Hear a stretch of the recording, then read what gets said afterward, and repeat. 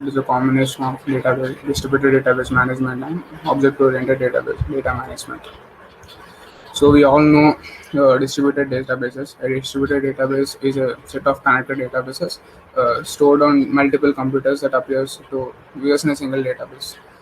There are many advantages for the distributed database. In a similar way, we have advantages and characteristics for object database. So when we compare this object database to the relation database, these are the advantages. Support for explicit definition, manipulation, application of specific types. Provide persistent storage to objects. Object databases are commonly used in applications that require high performance calculations and faster results. Some of the common applications that use it to databases are real-time systems, architectural engineering for 3D modeling, telecommunications, and scientific products, molecular science and astronomy. Faster data access and better performance we can see in object database. Usually in relational database, the information is stored in the form of tables, but we can store in graphics and images in the object database. So distributed objects. Similarly to the distributed database management system, the same concept is used here. Distributed objects refers to software module that are designed to work together. They are divided, but they are intended to work together. They reside either in multiple computers connected via network or in a different process in the same computer. They can be in the same computer or in a different computers, but the whole point is they'll work together. In distributed object-based system, object plays a key role in establishing the distribution transparency. Here, the object is the key role which plays everything. Everything is treated as an object, and clients are offered services and resources in the form of objects that they invoke. The mode of communication is done through objects. Examples of the objects are Corba, Java-based systems, and Golp. So this is the architecture of the distributed objects. So here we can see there's a client machine and a server machine. So basically, client has a server proxy and server machine has skeleton. Usually, a method is invoked and it comes to the proxy. Here, some encryption is done. That is we call as marshalling, and the encrypted data or method is invoked and it goes to the server machine. And here, the decryption, that is unmarshalling, will be done and it will go to the server. And what client has offered, what client has ordered the operation has performed, and server will return the response to the client. When a client requests for some data or method, then the request will be passed through proxy by invoking the method. The proxy will marshal. So the proxy will marshal, change the text or to non-understandable way, and invocation is passed across the network. On server side, skeleton will unmarshal and call the procedure or any as per the request, and response is sent back in the same way. Thank you. Okay, ma'am. So the topic is about object distribution design.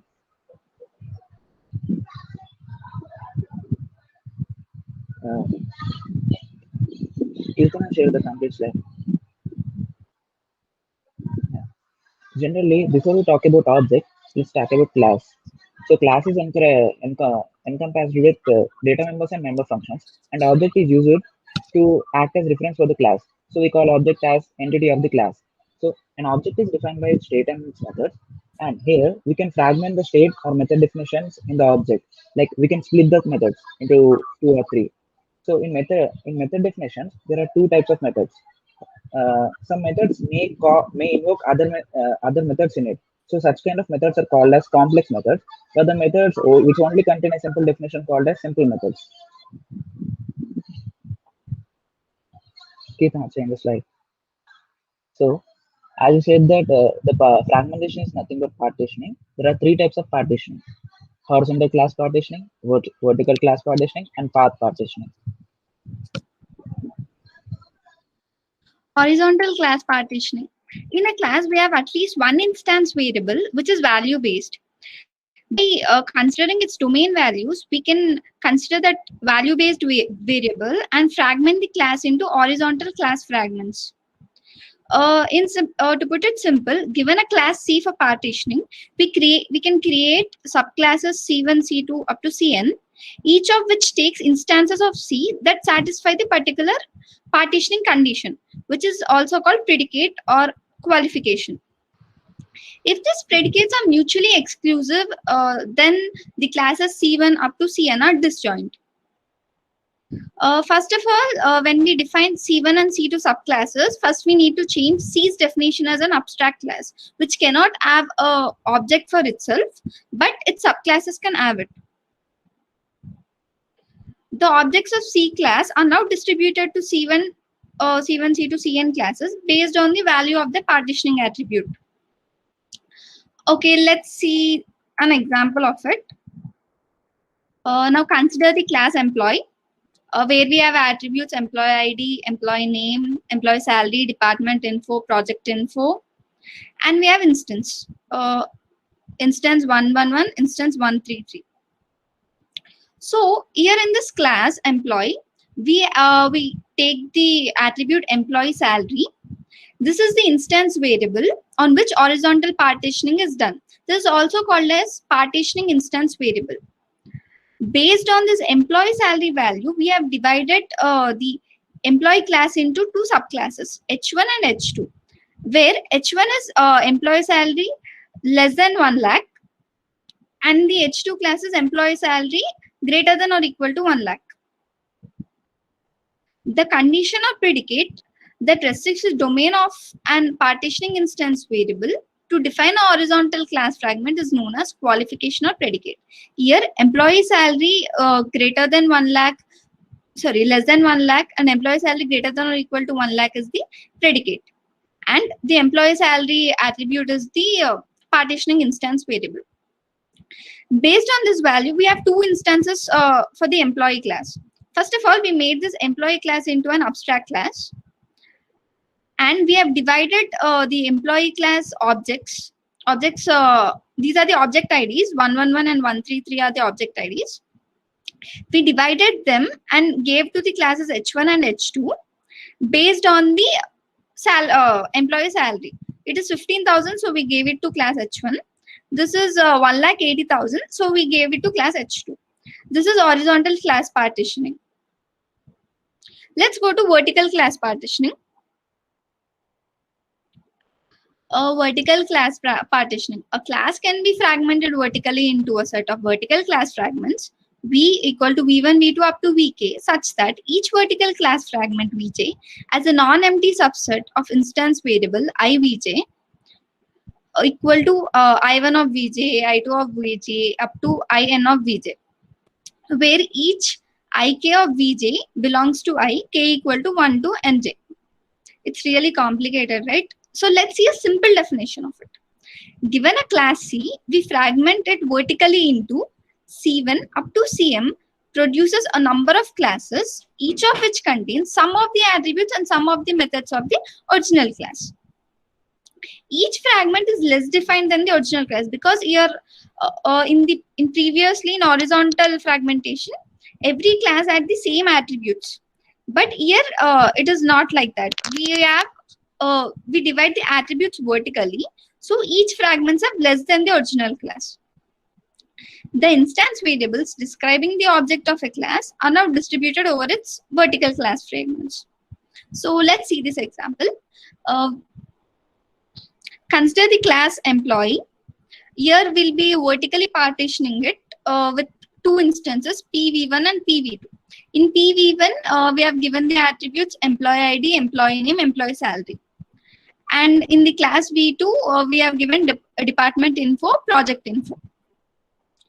Here, the domain of the instance variable, department info and project info are object IDs. 181, 200 are the object IDs. So, we make this as an abstract class, right? Here, we have instance 11. Before, in instance 11, we had the values of employee ID and employee salary, right? But now we directly have the object IDs of PV1 and class V2, that is 151 and 209. You can see it here, instance 151, instance 209. And here we'll be having the values of them. This is vertical class partitioning. The vertical partitioning with two vertical class fragments, PV1 with instance variable employee ID, employee name, employee salary, and V2 with department info and project info. The object with OID OID is object ID.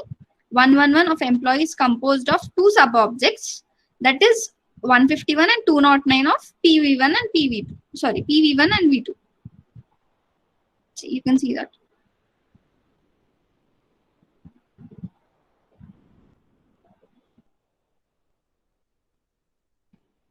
Lokesh, continue with path partitioning. Path partitioning. The concept of path partitioning involves clustering of all the objects forming a composite object into a partition. Here, the meaning of composite means it is composed of or like a hierarchy of tree of different classes. So, to represent this hierarchy, we use composition graph. For most of the applications which involves the function of the class, it is necessary for them to access the complete composite object. Like it should take the advantage of the entire path for complete execution. And the composite object in the path partition not only comprises one class, it may include all domain-related classes and use its instance variable in the subtree router.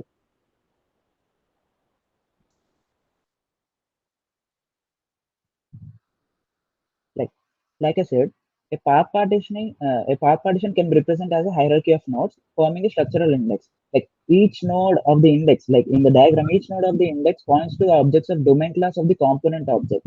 Thus, the index contains all the references to all the component objects of the composite object, eliminating the need to traverse the class in composition hierarchy. Like it doesn't traverse for the entire hierarchy, it just checks where the class is present and it just jumps to there. And the instances of the structural index are a set of object IDs pointing to all the component objects of the composite class. Kirtana, continue with the next slide. Now let us consider the class automobile. Here we have attributes ID, color, drivetrain, manufacturer. Here the drivetrain is the composite object. Drivetrain has further engine, transmission, and engine has further attributes, capacity, size, cylinders. So we consider drivetrain as a composite object. This composite object is defined by instance variables that are engine, transmission, capacity, size, cylinders, etc. If you can see there, for the class automobile, we have instance 1, 2, 3, where we get the drivetrain, VDT. This is the object ID of the class drivetrain. And again, this drivetrain has two more, transmission and engine. You can take this drivetrain class as this class ADT is the drivetrain class. Here we have again attributes engine, transmission. And this engine further as engine, this further as the class 8TR, which has type of the transmission, and A engine as the capacity, size, cylinders. So when we have to traverse through the automobile object, we need to go through the drivetrain and the respective class hierarchy. This is called the path partitioning. Therefore, the set of objects from classes automobile, ADT, A engine, ATR will form a path fragment from automobile object. Therefore, a path fragment consists of a set of objects that form a composite object. Any queries? Good evening, everyone. So the topic is architectural issues. So the preferred architectural model for data object DBMS has been client server, but the design issues related to these systems are a bit complicated. So the major concerns are here. So since the data and the procedures are encapsulated as the objects, the unit of communication between the client and servers becomes an issue here. So the unit, in the sense, it can be a page, it can be an object or a group of objects. So next, the design decision regarding the functions provided by the clients and servers becomes an issue. This is especially important since the objects are not simply passive data here. Passive data in the sense it's not directly taken from the users, like via some other means the data has been taken. So it is necessary to consider the sites where the object methods are executed. So in relational client-server systems, here the client simply passes the queries to the server, which that server executes them and returns the result table back to the client, right? So this is referred to as function shipping. But in object client-server DBMS, this may not be the best approach because the navigation of complex object structures by the application program may dictate the data be moved to the clients, and this is known as data shipping systems. Here, since the data is shared by many clients, the management of client cache buffers for data consistency becomes a serious concern.